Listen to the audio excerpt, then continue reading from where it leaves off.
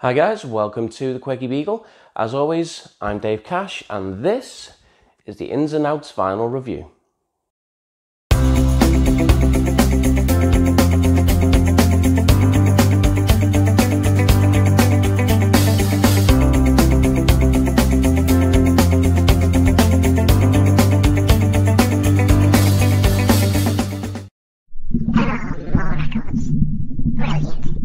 Yes, that's right. Welcome to the Ins and Outs Vinyl Review, the show where I take a critical eye to two records from my stocked out Not Just Vintage and one from my own personal collection, although there's something of a twist to that this week and more of that later.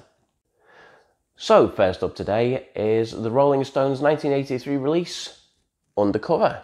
And this is a mystery record to me. Don't get me wrong, I've heard it many times. I've recently re-listened to it for this show. I love the cover of it. I know who wrote it, who sings on it, etc, etc, etc. But why isn't it selling? This one's been in our shop, or in my shop, retail unit, for several months. And normally Rolling Stones are gone within days, but not this one.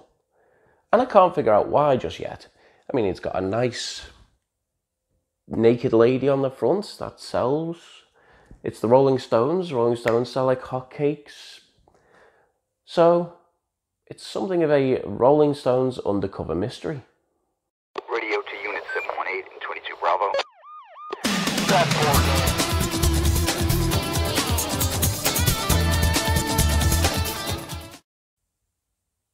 Right.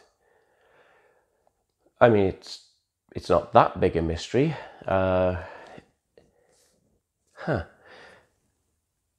Let's delve into the case.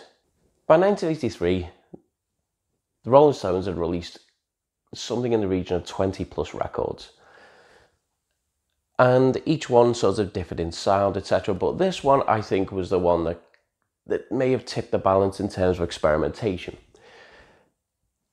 Early on in their career, they were well known for being a blues rock band, very, very distinctive sound.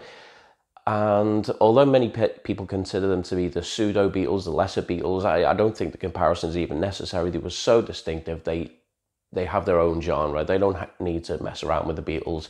So all the comparisons to the Beatles are wrong and unnecessary. I think this album, it kind of it takes a little bit too much liberty with the old mixing of the sounds. No, the whole vibe of the record goes from the very beginning to the very end and changes up. There's nothing wrong with that. You certainly don't want a monotone album, but it certainly didn't suit the Stones, in my opinion. The track "Feel On Baby," I think it's the last track on the A-side, it's a very reggae-ish sound, which does not suit Mick Jagger's vocals at all. Mick Jagger's got very unpredictable vocals, which kind of go up and down, and it's almost as though they've been laid over the wrong track.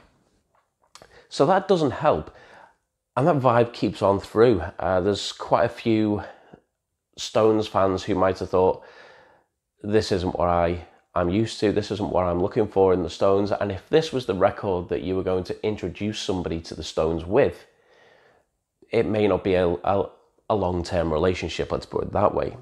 Stones fans may feel more comfortable with the last three tracks, which certainly have a much more traditional Rolling Stones vibe.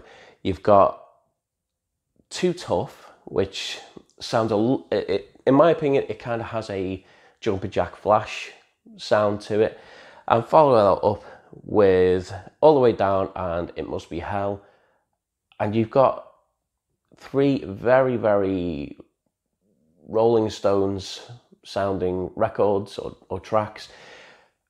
But of course, it's, in my opinion, it's probably not enough to save the album. I believe this was the first album not to make it to number 1 in the UK charts, and I'm not surprised. It made it to number 2 though, so almost, but no cigar. So it doesn't surprise me that this isn't selling really, because there were 20 plus records out there. These days there are even more, of course, and anyone who wants to listen to a Stones record, they are spoilt for choice. They have no end of records to choose from. You've got, in my opinion, the best record out there is Aftermath. It's one I love. So you've got an what's it called? Get Stoned, the sort of compilation album. That's the one you're going to introduce somebody to the Beatles. Whoops. You're going to introduce somebody to the Stones with, because that's the one that's got their greatest tracks on. Not this one. Sadly, a naked lady on the cover is not enough to sell a record. So yeah, I kind of see why this one's still in. People are spoilt for choice, and if you're going to choose one, you would choose one that has that Stones blues rock vibe that I personally enjoy. I consider myself a Stones fan, but at the same time, I'm probably one of those people that is a fan of just certain music. I'm not an overall fan, so if it was me, I would only buy this if I was a completist and I wanted all Rolling Stones records in my collection. That having been said, if you do, I have 2 copies down at Not Just Vintage. Hope I haven't just told you or talked you out of buying it, because it's a good record. Naked Lady.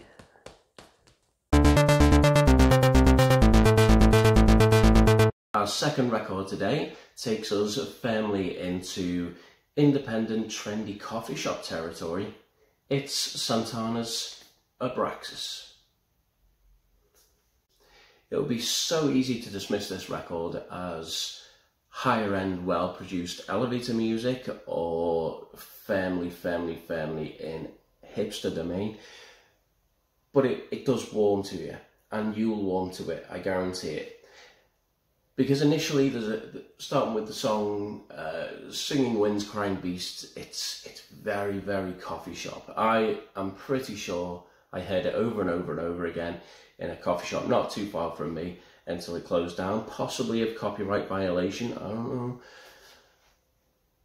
But I stuck with this album. I had to, because I was going to review it today. I wasn't looking forward to it because I'd heard that first song and it put a bit of taste in my mouth. But you start to hear familiar tunes. You hear Black Magic Woman. You hear Oya Como Va, which is a really familiar tune. Definitely look it up. I'll try and put a little link in a box up here, because it's a very recognisable track and it's a good one too. And so you're starting, maybe I'll forgive this. By the time you get to a couple of tracks a little bit later on in the record, you hear Incident at Neshabur.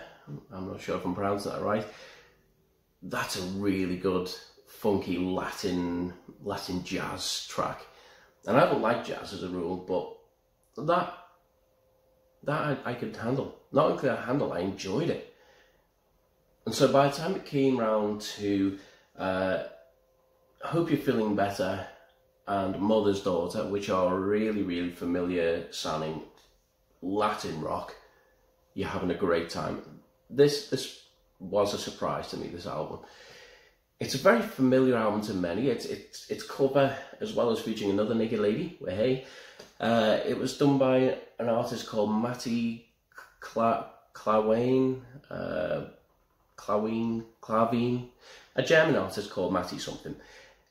And Santana saw this piece of art in a magazine and he thought, that's the one for me. And as a result, this record is so famous, I've even used it a couple of times over on Facebook on our Tuesday teaser competition. So overall, it's got a great sound to it. I actually do love the artwork on this. As many of you know, I'm a big fan of artwork, and this one appeals to me, and not just because the naked lady. Way. Overall, a good, fun, surprising record, and it's in our unit down at Not Just Vintage right now. I think it's reasonably priced. I think it's about £8, probably less. I think it might be about £6 now or something like that. I've said it now, so it's going to have to be £6, isn't it? It'll be down at Not Just Vintage by the time you see this, so take a look. And last record of the week is not technically one that's in my collection, but it's certainly one that you can win. And I'll tell you how a little bit later on.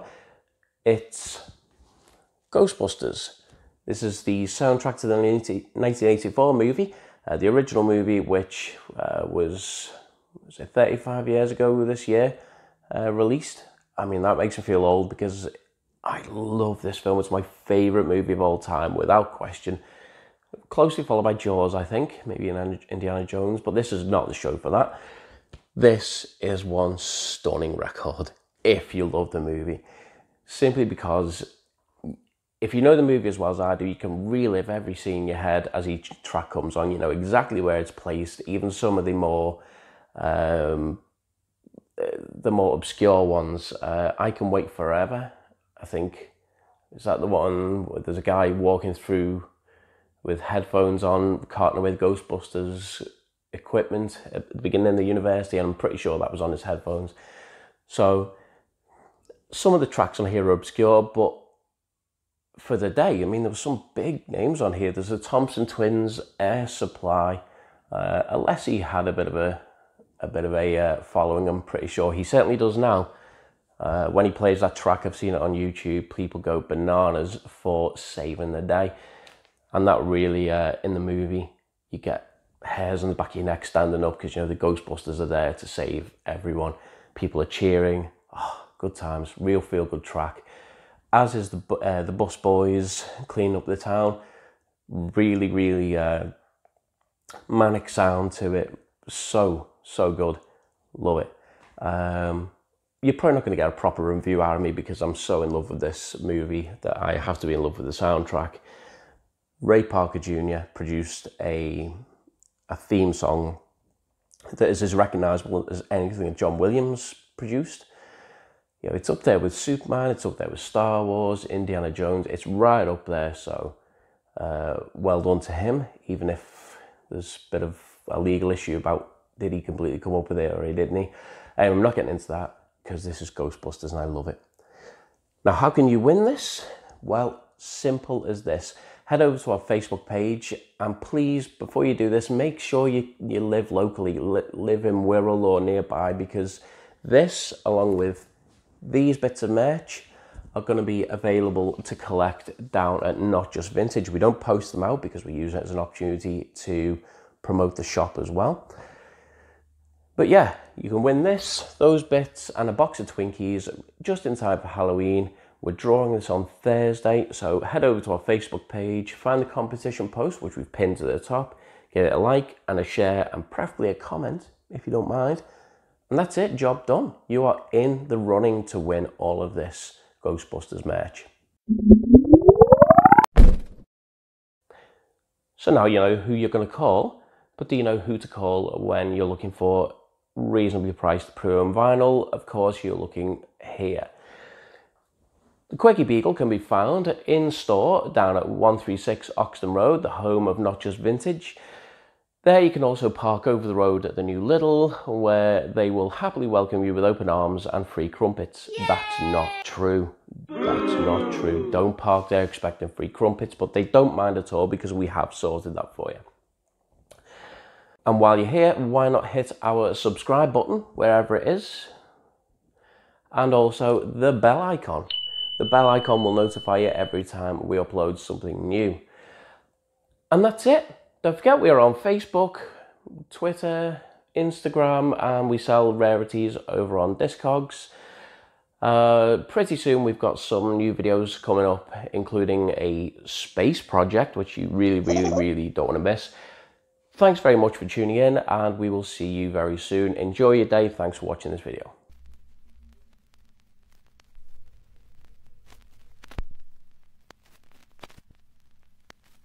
Yes, so now you know who to call. Do you know where to go for reasonably priced pre-owned vinyl? That's right, Skelly's.